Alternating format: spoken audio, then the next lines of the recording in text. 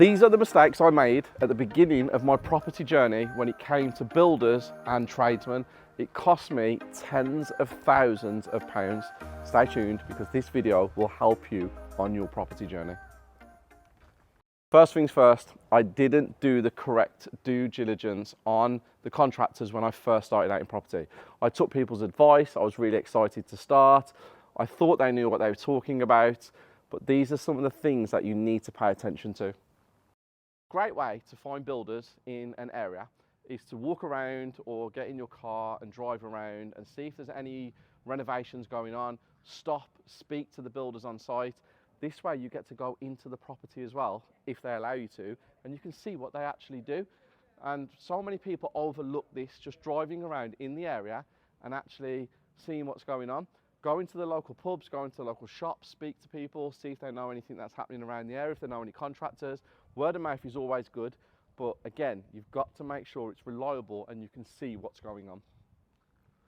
How have they actually turned up to your first site visit? Have they come in a work vehicle? Have they got the right attire on? Have they come prepared? Do they have a notepad? Have they got all the information needed before they've even come to you so they know what they're looking at? Have they got any experience in the area?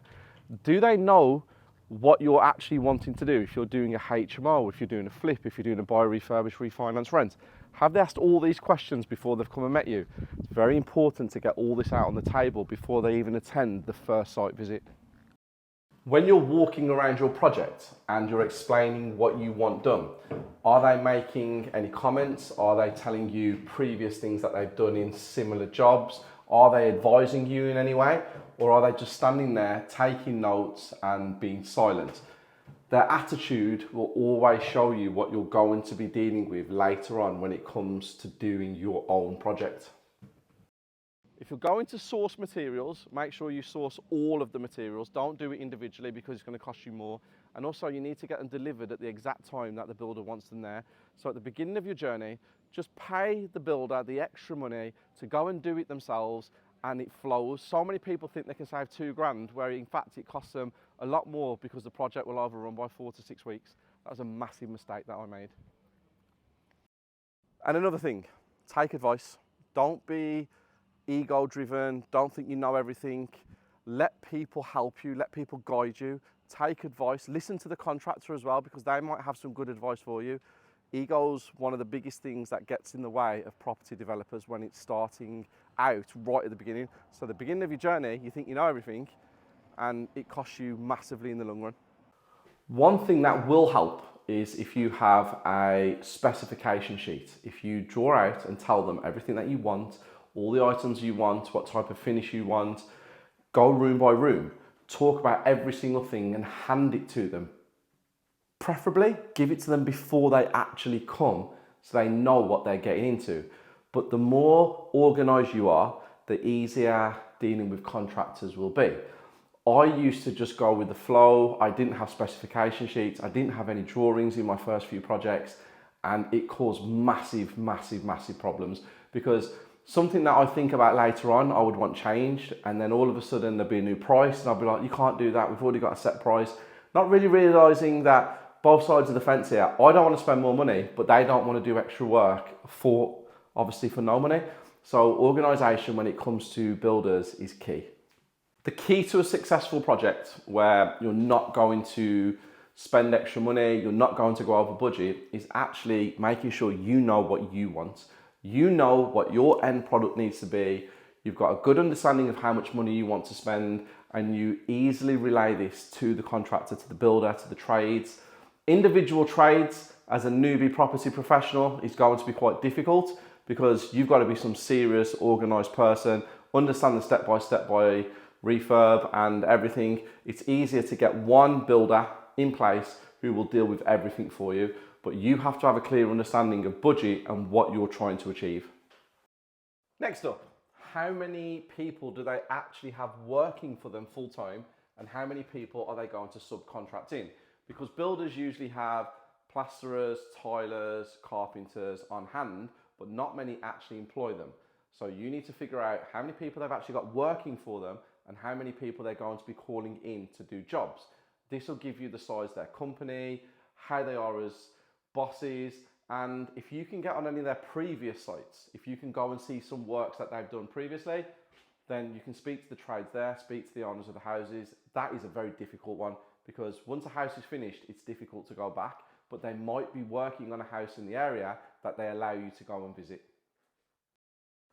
A major mistake I made was I didn't do staged payments. I didn't actually discuss with contractors when I first started out exactly when they get paid, how much they get paid, and how it works. Now I have a full contract, stage payment, step by step, and money is released accordingly. This has to be, you've got to get this done at the beginning. You've got to have this ironed out so you know exactly, because the money is where problems obviously occur in life all the time. And once you do have the stage payments sorted out, you've got to make sure that the works are actually carried out to your standard and you're happy. Again, I made payments at the beginning without seeing the work, without actually knowing what I was looking at, and it bit me in the arse massively because I wasn't doing it correctly. What's the best way to know if works are being done correctly at the beginning of your journey when you really don't know? Well, that's the $1 million question. It's all about being on site. It's all about being around the right people, experience. The more that you're on site, the more that you actually see refurbs being done, the easier it is to start picking faults with carpentry, like the skirting boards not being fitted correctly, plastering not being perfect, decorators not painting properly, kitchen fitters not fitting cupboards properly. All of this comes with experience at time. At the beginning of your journey, it can be a minefield, so it's important to have people around you, like me, a mentor or a community that you can call upon and say, is this being done correctly? Because right at the beginning, you think you have the answer to everything, when in fact, you actually don't know a lot at all, unless you're brought up around it, obviously. Another huge mistake is paying a big deposit. Now, a builder is going to want a deposit because they don't know you, and you're going to want to pay as little as possible because you don't know the builder.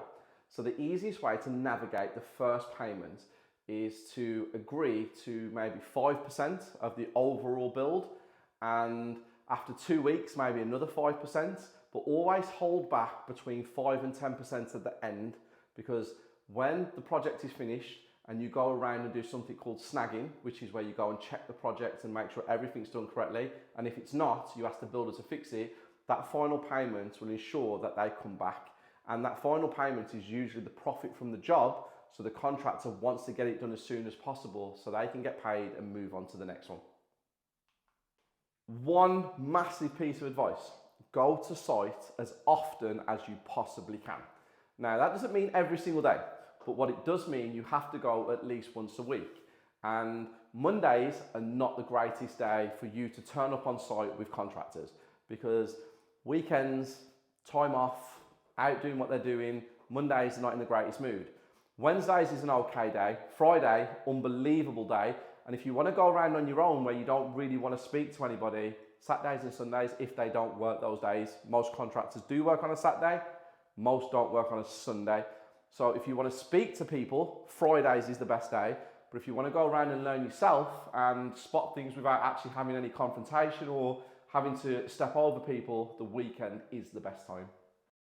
So there you have it. Short video for you guys, the do's, the don'ts. It will save you absolute fortunes if you listen to me. Join Hamilton University. I am back building the biggest property education platform in the country at affordable prices. You need any help? My email's below. Any videos you guys want to see, drop it in the comment section. Like, subscribe, and I will catch you all with another video on Wednesday at 5 p.m.